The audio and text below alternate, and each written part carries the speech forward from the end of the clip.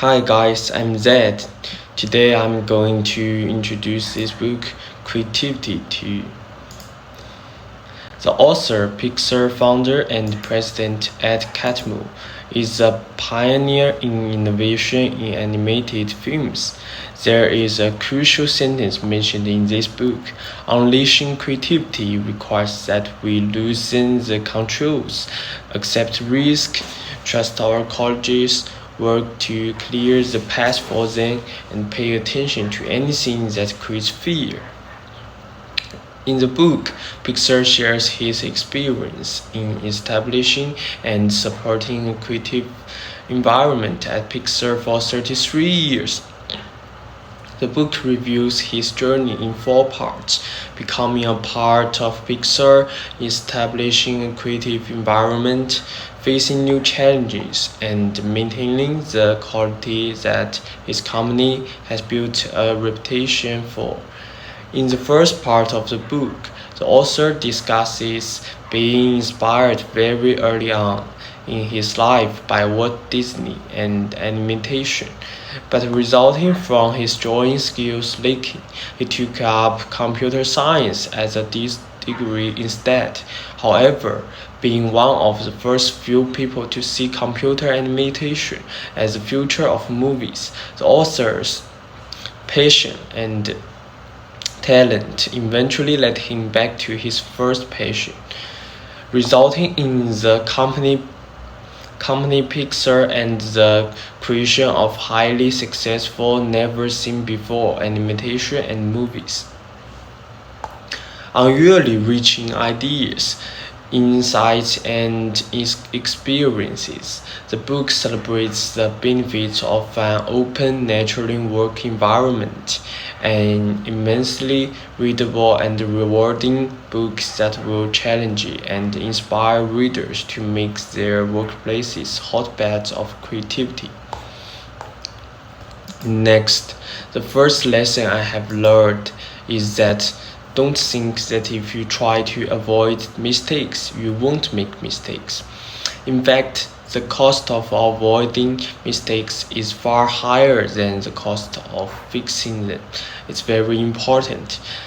For example, if you try to avoid mistakes, you won't want to try a lot of new things and new ideas. It is not good at all, right? Just similar to good managers can encourage creativity in employees, educators play a vital role in developing their students.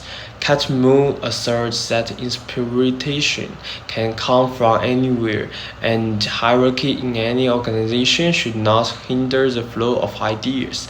This philosophy resonates with the classroom environment as well.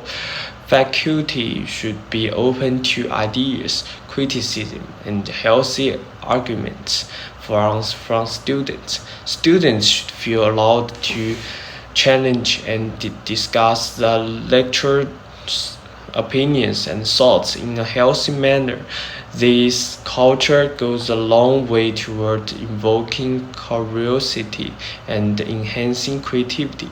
Catmull points out that often failure is associated with weakness and considered as a stigma by students. So, here comes my first piece of advice for us.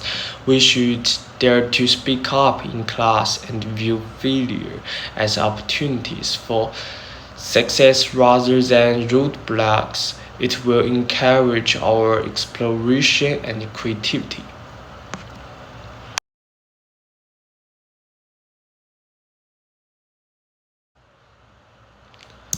Next, the second lesson I have learned from this book is about collaboration, feedback, and candor. A good rule of thumb, according to the book, is to give feedback as soon as possible on any behavior or work, starting with positive followed by negative feedback. In this book, it is mentioned that Pixar has done the same by employees and managers, supporting each other through difficulties to upsurge trust and develop bonds.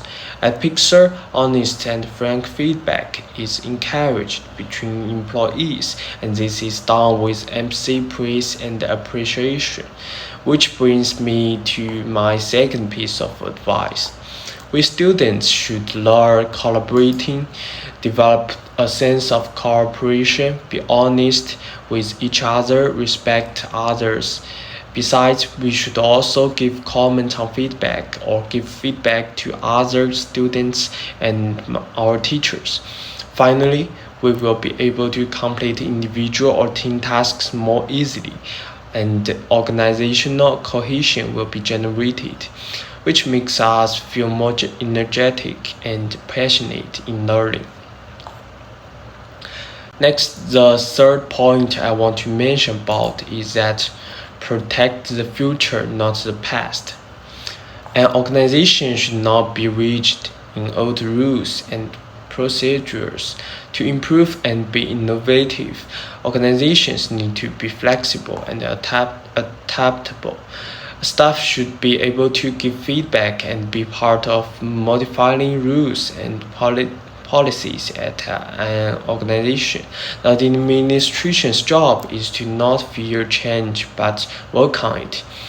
That is how an organization can grow and become better. Trying new things and then picking and choosing what works best. Obviously, for us, we should never be bound by old thinking patterns. In the present era, facing more and more uncertain challenges, we have to keep the mentality of accepting new things, keep learning and making progress, and keep the spirit of innovation. For example, when we encounter a difficult study task or struggle with daily lives, what we need to do is to adjust our mental and physical state to the best. I believe some overseas students are like me.